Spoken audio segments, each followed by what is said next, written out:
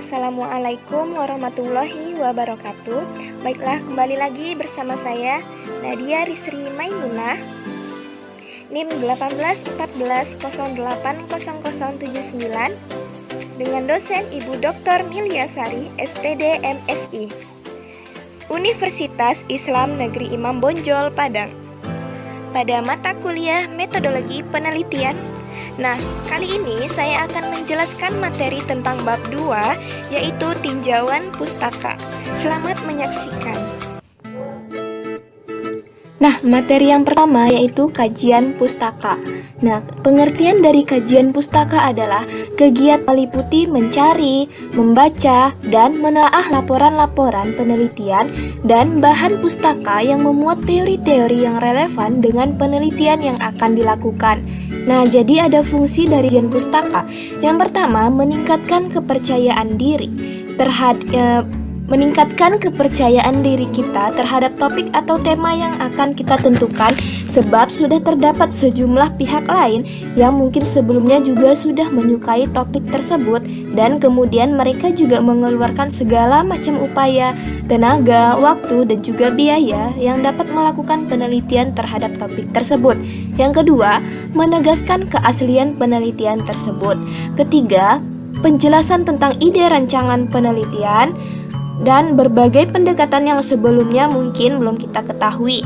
Yang keempat, menjelaskan sejumlah dari penelitian yang sama dan sesuai dengan sebuah penelitian yang nantinya akan dilakukan, yang mana dalam hal ini akan ditampakkan juga metode yang menggunakan dalam beberapa penelitian itu dan menjawab setiap perkara yang sudah ada. Kemudian menjelaskan suatu gambaran yang sudah ada mengenai tentang metode dan teknik yang akan digunakan dalam melakukan sebuah penelitian, dan apabila memiliki persoalan yang sama dengan sebuah penelitian yang sedang dihadapinya. Kemudian menjelaskan tentang sejumlah sumber dari data. Nah, atau dari beberapa judul pustaka yang saling berhubungan yang bisa jadi belum semuanya diketahui. Kemudian, materi yang kedua yaitu bagian proposal yang membutuhkan kajian pustaka. Bagian yang pertama yaitu pemilihan masalah. Nah, ini untuk membantu memilih prosedur penyelesaian masalah penelitian. Bagian yang kedua, judul penelitian. Nah, pada judul ini harus sesuai dengan keseluruhan isi dari kegiatan penelitian. Kalimatnya harus sederhana dan memiliki signifikan sebagai karya ilmiah. Kemudian yang ketiga, bagian yang ketiga, latar belakang masalah. Nah, latar belakang masalah bagian ini berisi uraian atau gambaran umum yang dapat diperoleh dari koran, majalah, buku, jurnal, laporan penelitian, seminar, atau keadaan lapangan mengenai hal-hal yang ada kaitannya dengan masalah yang diteliti. Nah, selanjutnya yang keempat ada tujuan. Nah, bagian ini memberikan gambaran yang khusus atau spesifik mengenai arah dari kegiatan kajian kepustakaan yang dilakukan. Kemudian, bagian yang kelima ada definisi masa istilah. Nah, bagian ini memberikan penjelasan mengenai istilah-istilah yang digunakan agar terdapat kesamaan penafsiran dan terhindar dari kekaburan. Bagian ini juga memberikan keterangan rinci pada bagian-bagian yang memerlukan uraian. Dan bagian akhir ada metodologi penelitian. Peneliti dapat belajar metode atau metodologi mana yang ampuh dan yang kurang memberikan dukungan untuk mencari metodologi yang sesuai dengan penelitian. Selanjutnya, cara mengkaji kajian pustaka dalam menyusun kerangka. Nah, yang pertama jenis sumber bahan pustaka. Nah, dari jenisnya ini ada jenis yang bentuk dan isi. Bentuk ada tertulis dan tidak tertulis. Tertulis itu contohnya surat kabar, majalah, buku notulen rapat, buku inventaris, ijazah, buku-buku pengetahuan, dan lain-lain. Nah, menurut yang tidak tertulis itu contohnya rekaman suara, benda hasil peninggalan. Jenis isi itu ada primer dan sekunder. Pada primer ini sumber bahan atau dokumen yang dikemukakan sendiri oleh orang atau pihak yang hadir pada waktu kejadian berlangsung, sehingga mereka dapat dijadikan saksi. Dalam penelitian historis, kedudukan sumber primer sangat utama karena dari sumber inilah keaslian dan kemurnian isi sumber bahan lebih dapat dipercaya dibandingkan dengan sumber sekunder. Nah, pada sekunder, sumber bahan kajian yang dikemukakan oleh bukan orang yang ikut mengalami atau hadir pada waktu kejadian berlangsung. Kajian yang pertama ada membaca dan mencatat. Nah, membaca dan mencatat adalah bagian terpenting dalam kajian teks atau pustaka. Membaca adalah melakukan kegiatan studi pustaka yang mempunyai fungsi dan kegunaan memperoleh ilmu pengetahuan dan metodologi, serta data-data yang relevan dengan rencana penelitian yang akan dilakukan. Kemudian buatlah kutipan sebagai hasil kegiatan membaca dengan mencatat apa yang akan diambil atau dikutip. Selanjutnya, mengenal perpustakaan. Nah, sumber bacaan atau teks atau pustaka sebagian besar akan ditemukan di perpustakaan.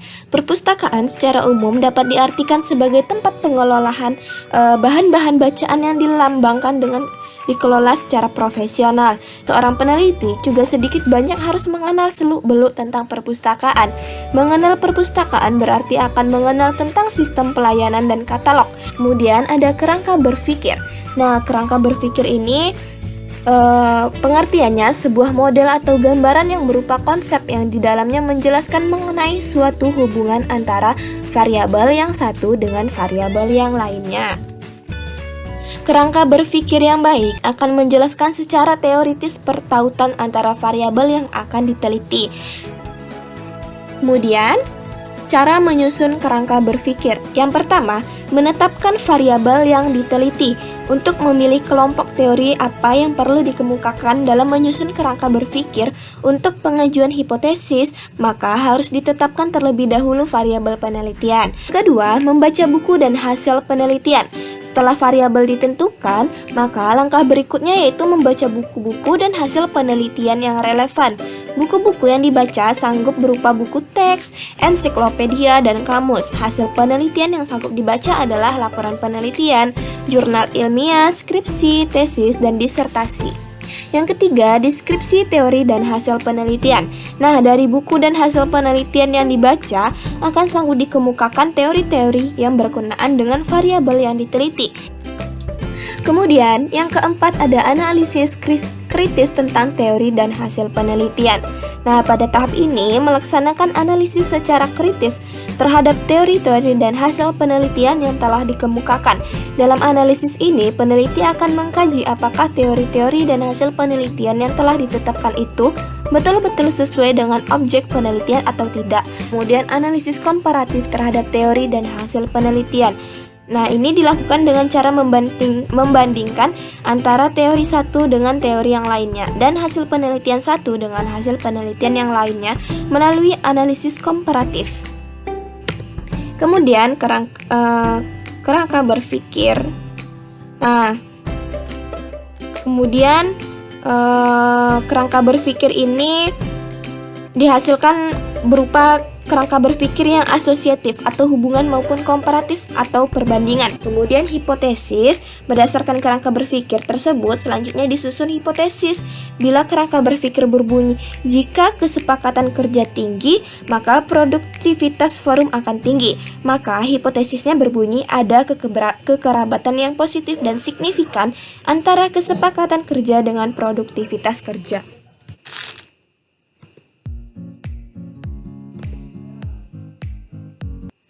Nah, kemudian ada aturan pengutipan. Aturan pengutipan ini ada body note, footnote, dan endnote. Nah, cara penulisan body note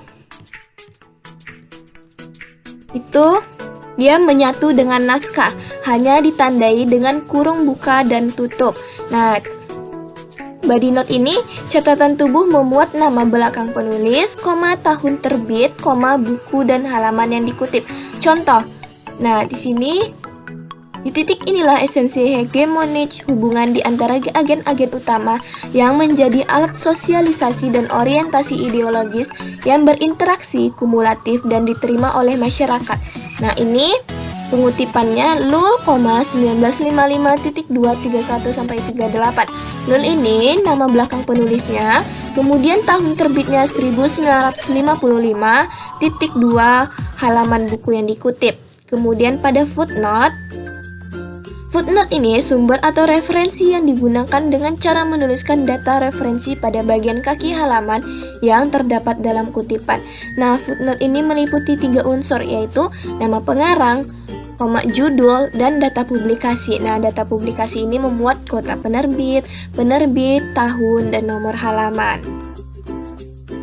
Nah, jadi pada nama pengarang ini, jika pengarangnya hanya satu, itu berarti nama belakang pengarang tersebut yang dituliskan terlebih dahulu. Nah, bagaimana jika nama pengarangnya lebih dari satu atau dua? Jika pengarangnya dua, maka yang ditulis nama belakangnya terlebih dahulu hanya pengarang yang pertama. Nah, pengarang yang kedua namanya tetap seperti biasa. Nah, kalau nama pengarangnya 3, itu hanya bikin nama pengarang yang pertama dan DKK. Nah, ini contohnya ada Hamka, sejarah umat Islam, penerbit Islamiyah, Medan, 1950, halaman 47. Hamka itu nama pengarang, sejarah umat Islam itu judul bukunya, penerbit Islamiyah itu penerbit Islamiyah itu penerbitnya, Medan itu kota penerbit, 1950 itu tahun terbit, dan nomor halamannya itu 47. Nah, yang terakhir ada endnote. Endnote ini catatan akhir, referensi yang diletakkan di akhir suatu karya ilmiah sesudah kesimpulan sebelum daftar pustaka. Nah, cara penulisan endnote sama dengan penulisan footnote. Nah, penelitian yang relevan. Pengertian dari penelitian yang relevan adalah suatu penelitian yang sebelumnya sudah pernah dibuat dan dianggap cukup relevan atau mempunyai keterkaitan dengan judul dan topik yang akan diteliti, yang berguna untuk menghindari terjadinya pengulangan penelitian dengan pokok permasalahan yang sama. Nah, fungsi dari penelitian yang relevan ini, yang pertama, mengetahui bangunan keilmuan terkait permasalahan yang diteliti yang telah dibuat oleh orang lain atau peneliti lainnya. Kedua, menggambarkan secara jelas perbedaan penelitian yang akan kita lakukan dengan penelitian lain yang telah ada sebelumnya. Ini memiliki kemiripan sehingga terhindar dari plagiarisme atau penjiplakan.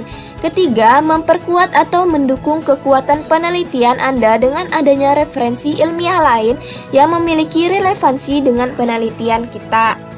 Selanjutnya, ada cara menulis penelitian yang relevan. Yang pertama, ada judul, kemudian ada latar belakang, lalu ada perumusan masalah, lalu ada ruang lingkup penelitian, kemudian tujuan penelitian, tinjauan pustaka, landasan teori, hipotesis, cara penelitian, dan jadwal penelitian. Nah, materi selanjutnya yaitu hipotesis. Pengertian dari hipotesis, menurut Kerlinger, hipotesis merupakan suatu pernyataan yang berupa asumsi atau dugaan sementara yang berkaitan dengan hubungan antara dua variabel atau lebih. Nah, ini juga ada pengertian dari hipotesis, yaitu jawaban yang bersifat sementara terhadap permasalahan penelitian sampai terbukti melalui data yang terkumpul. Kemudian ada jenis-jenis hipotesis. Jenis yang pertama yaitu hipotesis hubungan dan perbedaan. Nah, hipotesis ini dapat kita bagi dengan melihat apakah pernyataan sementara yang diberikan adalah hubungan atau perbedaan. Yang kedua, ada hipotesis kerja dan hipotesis nol. Nah, hipotesis kerja mempunyai rumusan dengan implikasi alternatif di dalamnya. Hipotesis kerja biasanya dirumuskan dengan andai kata, maka. Nah, hipotesis kerja biasanya diuji untuk diterima dan dirumuskan oleh peneliti-peneliti ilmu sosial dalam desain yang non-eksperimental. Kemudian, yang ketiga ada hipotesis tentang ideal versus common sense. Nah, ketiga ada kesalahan dalam menyusun hipotesis. Kesalahan jenis 1 yaitu kesalahan menolak H0 padahal sesungguhnya H0 itu benar. Kesalahan jenis 2, kesalahan tidak menolak H0 padahal sesungguhnya H0 itu salah. Nah, keempat ada penelitian tanpa hipotesis. Nah, ini penelitian yang hanya terdiri dari satu variabel dan bersifat deskriptif. Tahap-tahap penyusunan hipotesis. Yang pertama ada menentukan masalah. Nah, hal utama yang perlu dilakukan sebelum menyusun suatu hipotesis yaitu terlebih dahulu menentukan masalah apa yang ingin dilakukan. Nah, biasanya permasalahan tersebut masih belum begitu jelas atau tidak dapat diterangkan oleh hukum atau teori tertentu. Kemudian yang kedua ada menentukan hipotesis awal. Nah, hipotesis awal di sini merupakan suatu dugaan atau asumsi terhadap suatu masalah yang terjadi. Nah, jadi perlu kita ketahui bahwa dalam penyusunan hipotesis awal ini dianggap penting karena tanpa adanya tahap ini, pengamatan tidak akan terarah karena fakta-fakta yang ditemukan dirasa masih belum cukup untuk mendukung hasilnya, sehingga hal tersebut akan mengganggu jalannya penelitian. Yang ketiga, mengumpulkan fakta-fakta yang bersifat relevan. Nah, tahap ketiga dalam penyusunan hipotesis adalah pengumpulan fakta. Nah, dalam suatu penelitian ilmiah, pengumpulan fakta menjadi hal yang sangat penting. Oleh karena itu, perlu dilakukan pengumpulan fakta-fakta yang relevan sesuai dengan lapangan yang jumlahnya tidak terbatas. Penelitian bebas mencari fakta yang sebanyak mungkin untuk mencari kebenaran penelitiannya. Kemudian, yang keempat ada formulasi hipotesis. Setelah dilakukan pengumpulan data ini, kemudian tahap selanjutnya formulasi hipotesis, yaitu membandingkan fakta-fakta yang ada yang kemudian mencari yang benar-benar relevan dengan penelitiannya. Kemudian selanjutnya itu pengujian hipotesis. Ini maksudnya mencocokkan hipotesis-hipotesis yang sudah disesuaikan dengan keadaan yang dapat diamati atau sering didengar dengan istilah verifikasi atau pembenaran. Setelah dilakukan pengujian, maka akan ditemukan apakah hipotesis awal tersebut dapat terbukti sesuai dengan cocok dengan fakta.